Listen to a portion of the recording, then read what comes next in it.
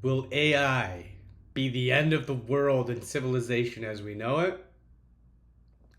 I don't know. But until then, why don't we leverage it the best we can to be as productive as possible and achieve more than we could otherwise? So, what I'm going to do today is walk you through how I leverage AI, and I'm going to speak to the four main programs that I like to use, and you're probably familiar with some of them, but we're going to look at ChatGPT, Claude AI, Perplexity, and Gemini.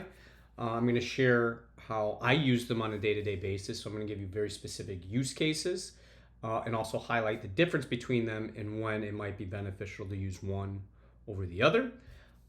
Because at the end of the day, I think we're more powerful with AI than without it. And there's a whole big picture stuff going on. But hey, until then, why don't we leverage it? A lot of people I've talked to when I bring it up, some use it like, yeah, I don't use it enough. Or I don't remember when to use it. And so what I want to do is just say, hey, this is what I do. This is what works for me. Maybe start to implement some of these strategies on your own. So let's dive in. First one is going to be ChatGPT. I think that is the best when it comes to written responses. Then we're going to get into Claude AI. That's the best, in my opinion, when you're working with data or Excel documents. The next one is Perplexity, and that's when you're looking for real-time data. So a lot of these large language models have databases up until, let's say, 2 or 3 months ago, right? But they're not usually real time. Perplexity is, think of it as a Google replacement. Really cool. Gemini actually have the least amount of engagement with and insight, but it is one of the top four, so I wanted to include that. For the people that use it, one of the interesting use cases, it can store a tremendous amount of data. So you don't have to repeat yourself, and you can kind of build ongoing conversations or dialogue with it. And so we'll get into all those details. All right. I think AI is for everybody, and I think there's a lot more use cases than most people are leveraging today. So I'm going to share some of those for you. Maybe some will catch your attention. All right.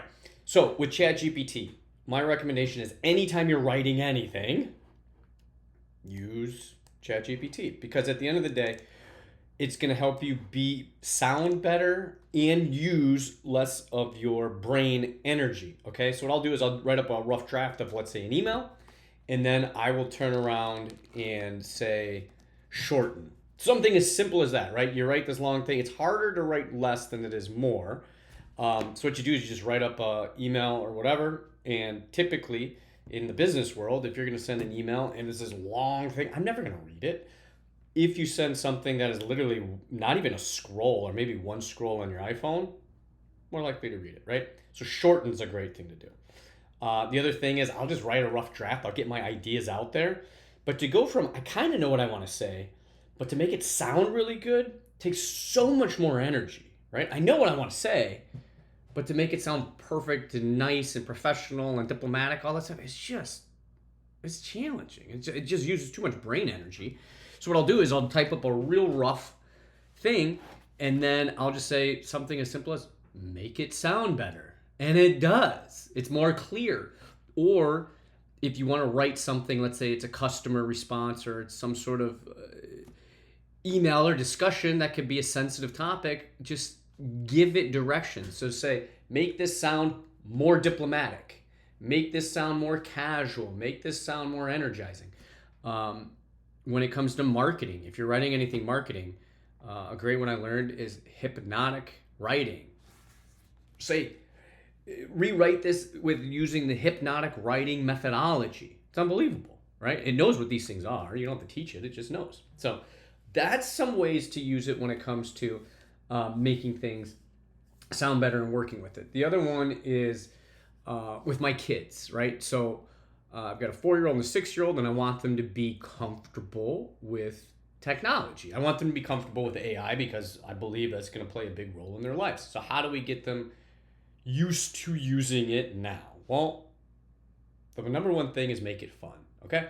So what we'll do is I'll sit down, we're sitting on the couch, and I'm like, hey, boys, give me an idea of an image, like something you want to see, a picture of something. And they come up with just these goofy 4 and 6-year-old ideas. Like, could we have a T-Rex eating Monster truck? Yeah, sure. And we'll type it in and it'll make it. And they think it's the funniest thing in the world because it's going from their wild imaginations and actually making it. Daddy, can we have a grilled cheese sandwich eating a bowl of mac and cheese? Like just the goofiest things, right? And you do it and they think it's just hilarious, right? And so that just makes them comfortable with it. So I think that's another good use case. Um, it has been my doctor. So I'll give you an example. I was riding, gotten into mountain biking more recently. Was riding, and I hyperextended my leg. I fell off, and instead of throwing the bike, I thought I could save it, and I messed my knee up really bad. It was real painful. And I've had some major injuries before, and I know what's a minor injury and what's a major one. And this one was right there. Like this could be pretty bad, but I thought about it. I'm like, whenever I go to the doctor, what do they tell me? I gotta put some rest and ice on it. Come back in a couple weeks, right? That's what they say, and I'm like, okay, like I'm busy. Like, let's just go to ChatGPT. Now, again, none of this is health advice or legal advice or any of that. Like, just be aware. But I'm just gonna share this story, okay?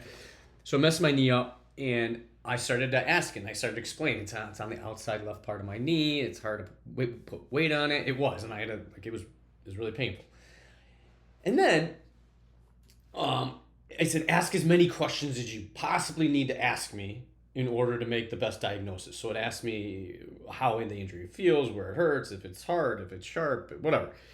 And it realized it was an ACL tear or an ACL break or whatever, right? Anyway, an LCL. And so then I asked it, okay, fine. If I completely tore it, how would I know? It said, well, you couldn't put bear weight on it. And I was like, okay, it's painful, but I can bear weight on it. I can walk around. So it wasn't a tear. And then the next options are it's a grade 1, 2, or 3 sprain. Okay. And then it explained the differences. I'm like, well, it doesn't really help. I said, if I go to the doctor and it's a grade 1 sprain, what is he going to say? He's going to say rest, ice, and compression for 2 weeks. Okay, cool. That's the best case scenario. Then I asked it if it's a grade 3 sprain, what's the doctor going to say? And it's going to say rest, ice, and compression for 2 weeks, and then come back and see how it is. So no matter what, I knew it wasn't a tear, it was a sprain, and no matter what kind of sprain it was, the same answer would have resulted from the doctor of rest, ice, and compression after 2 weeks. I did all that. I got a knee brace, I iced it, I did everything, and guess what? 2 weeks later, it wasn't perfect, but I could walk around, it was fine, I kept an eye on it, and I'm good, right? So those are just examples of how you can use it in all sorts of instances. It can be anything, and the greatest thing is that the limitations of AI is the lack of creativity of the user. So it can do anything, right? So just start using it. Whenever you use your brain, use AI to supplement, okay? I'm buying things now. There's this really cool Chrome extension called, let me pull it up here. It is, the technical word is if you go full page, Chrome extension, what it will do is typically like when you're looking to buy some products, not all of the information on the product is visible within if you're going to clip out and do a screenshot, usually you have to scroll. Well, what this does is you click the button and then it automatically captures the image and scrolls all the way to the bottom. So it's this long image of every single thing on that page, okay? So you're not cropping a whole bunch of different stuff. It's one full image of everything on that website. And then what I'll do is I'll feed those images in, and I've got the paid version. I think you can do it. I don't know if you can or can't, but it's another reason to do the paid images. It's $20 a month, $240. I mean, me going to the doctor once, I don't know, $40 deductible, right? And then shopping stuff. So anyway, you'll pay for it almost immediately. Or you'll write a better email and close one more sale. I mean, should be worth way more than $240, right? So you have this image. And what I'll do is if I'm looking to buy, go back to the mountain bike. I was looking to buy a car rack thing, and there's a bunch of different options. And so I went in there, and what I did is I found, I started by just saying, what are the best options available, right? And I love this one is what's the best bang for your buck. So it takes into consideration the quality and all that kind of stuff as well as the price point. And it narrowed down to 3 to 5. Then what I did is I took those go full page, those 1, 2, 3 images, I uploaded it, and then I said, now do a detailed analysis and let me know what's the best option, right? I did that with the mountain bike. I did that with the rack, and it was cool. Like, it saved me a ton of time. So those are all things that you can do and kind of feed it information as well. And then the other one is you can create custom GPTs, and I've been doing this a lot. And the nice thing is, if you have this really good response on this topic, a topic that you're going to come back to often, you don't have to keep reminding it of the background and information, what you said before. You can create these custom GPTs, and maybe I'll create a video on how to do that later. But when you create those, you can actually use those ongoing, and you don't have to kind of repeat yourself. So you can give it criteria on how to evaluate a real estate deal. You can give it all sorts of stuff. So one of them that I did, I was just playing around with it, is that when I go to a restaurant, I don't like these huge menus. Like if you go to, what's the Cheesecake Factory? That place is a joke. I mean, they have every imaginable type of cuisine. If you have Mexican food, Italian food, Chinese food, and American food all on the same menu, like you're not doing any of those any good, right? So I don't like those. I don't like any huge menus. It's like that's just wasting my brain power having to read through and all this stuff. So what I did is I created this custom GPT, and I don't give it any prompts. All I do is I take a picture of the menu. It's like on my phone, I just take a picture of the menu, and then all of the back-end prompts I already gave it, it reviews all of the Yelp reviews, the TripAdvisor reviews, the Google reviews, and local food blogs. And then I say, share with me the top 3 to 5 most recommended items on the menu based on what the customers have said. So now I know like what's going to be good, and I just have to choose between those 3 to 5. And you can put in other criteria, like if you don't like seafood, just say remove seafood from the list, and it'll do that, right? Those are cool things. Less brain power, better decisions, right? All right, so that's ChatGPT. Again, anytime you use your brain, layer it in. It's really good with written responses. All right, Claude AI is amazing when it comes to data. So what I'll do is I'll upload information about whatever data you have, and you can kind of just start to have a conversation with these things, okay? Now, I've tried this with ChatGPT, and it's like, well, what does cell B2 mean? It's like, well, there's a title in there that says average cost per whatever. Like, it asks you way too many questions. It doesn't know it. The OCR, which just means it has the ability to read PDFs and images and stuff like that, is so much better in Claude AI. So I'll give you an example. What I did is I took a list of my rental properties and all the line item expenses. I fed it into the system. And then I just started having conversation with it. I said, okay, please identify the top 3 most reoccurring expenses. Doodaloo.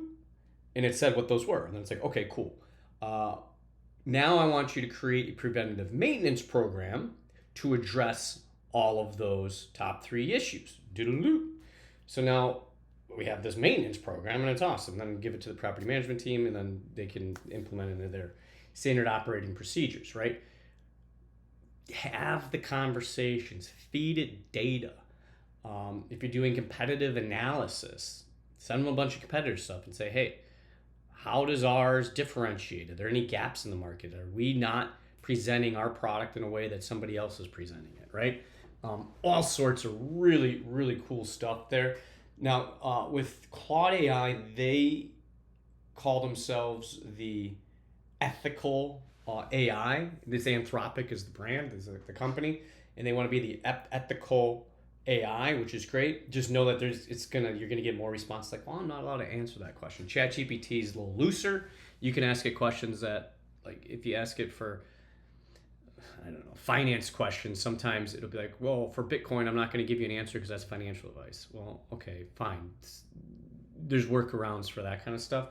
Another way is you can just feed it. What I'll do is I go to Yahoo Finance. I'll pull up MicroStrategy or whatever, like whatever, NVIDIA. Pick a company, and it'll give you the price chart, right? And do with the candles and get the candle chart and then literally upload it and just say, please do a technical analysis of the stock. And it will. And so what you can do is you can just ask it like, hey, what are the support levels? What are resistant levels? And now if you're putting a limit order in, you literally know, hey, if it's at 250 today, the floor or the support level has typically been around 235. We'll set a limited order at 235 and wash your hands of it. Like, it did all the work for you. You don't have to use your brain. It'll just do it. So that's another really cool way to do that. And I also think it has the very best creative responses. So ChatGPT will give you good answers, and it's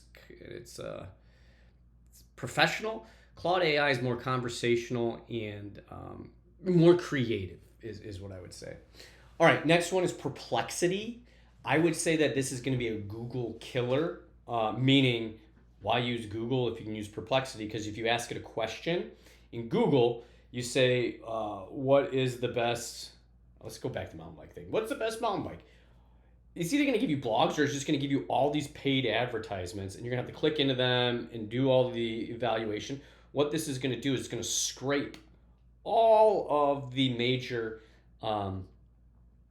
websites, and then it's going to distill and give you that information. So a lot of people use it for research.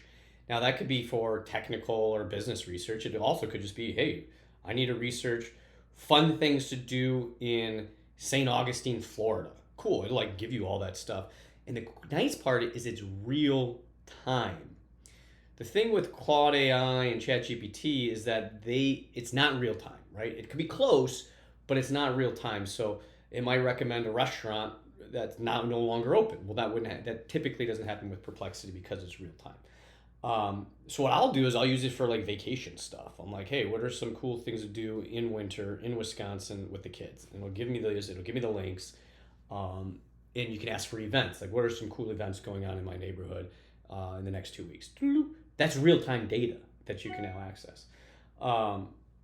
The other thing is how-tos are fantastic on Perplexity, meaning I had to call Chase Bank on they had some billing issue or something. I'm like, I don't know where to call because like I sit on these lines and I call the number and like, well, you didn't call the right number. You got to call this other one, and then you wait on hold and you got to click 57 buttons just to talk to somebody. Well, you can just go in and say, I have this issue. Which phone number do I call for Chase customer service? It'll tell you right away. And it's the nice thing is the reason I use that as an example is those kind of the phone numbers or anything like that can change frequently, and anything that can change frequently, you want the most up-to-date real-time data. So use Perplexity for anything related to real-time data. All right, last one is Gemini. I don't use this one. I played around with it. I didn't really like it. But I have to just call it out because it is a popular one. And so the benefits there is that one of the benefits, and I don't know, but this is a use case I thought was interesting, is that you can store a tremendous amount of data in the system, okay? And so what I mean by that is if you have these ongoing conversations, like you want it to be your therapist, right? You could do that, right? Feed it all this information and it can actually store, like, I don't know what the analogy is. It's like every and I've never read any Harry Potter books, but like, I guess they're big, right? Every Harry Potter book, if you stack them up, it could store like thousands of copies of that. And so you don't have to keep reminding it of the data. You can actually store it and then you can send it to go retrieve that information and get some more insights out of it. So that's what I've heard. I don't know. I haven't really used it much or for that purpose, but that's worth exploring as well.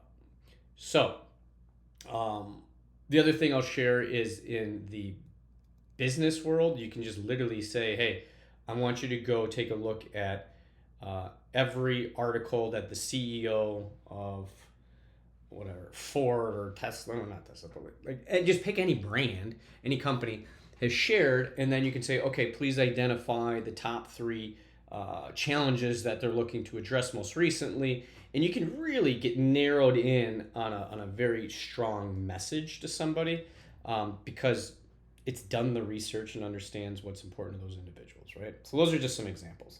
All right, who should use AI? everyone. Kids should learn it because they're going to need to learn it because that's the world we live in.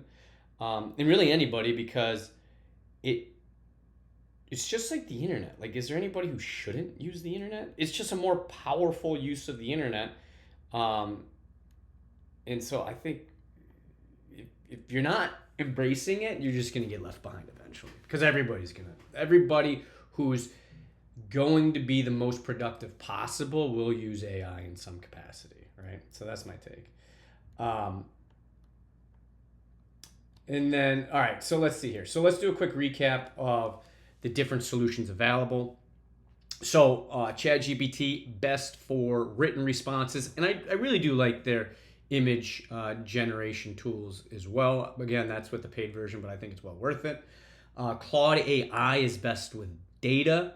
That one you might get away with not needing to do the paid version. However, the amount of data that I have and I like to have these conversations with and really, if I get an investment packet on a property to invest in or something like that, I'll just feed it in there and I'll just start having a conversation with it rather than me reading it. You get to say, hey, within this market, how competitive are these current rents? And it'll just tell you, right? And all that kind of stuff. Now, when it comes to Perplexity, I don't pay for that one. I'm going to play around with it a little bit more, but for the most part, I don't, just because it's kind of these quick answers I need. I don't need anything super detailed. And I use it probably more than Google now, because rather than having to click into 4, 5, 6 links, I can just it'll just give me the summary of what the information is real time. So that one is highly recommended, and I don't think you have to pay for it quite yet. Gemini, I don't use it as much, but it's worth exploring, right? So I highly encourage everybody to go out there, start playing with it. There's no wrong way to use it. Just get creative, have fun, and at the end of the day, just think, oh, I'm using my brain. Should probably use AI to supplement it, okay? So my ask for you is click subscribe and like and put some of these AIs to uses. I'd love to hear some of the use cases that people are using, so put it down in the comments. Let's share these really cool and creative ways to use it, because again, AI is only limited by the creativity of the user, and everybody's creative in their own unique ways. So the more we share what those ways are, the more we can expand our tool belt and ability to use these resources, because everybody's got unique ideas. Subscribe and like. Thank you again, and go put this AI to use so you don't get left behind.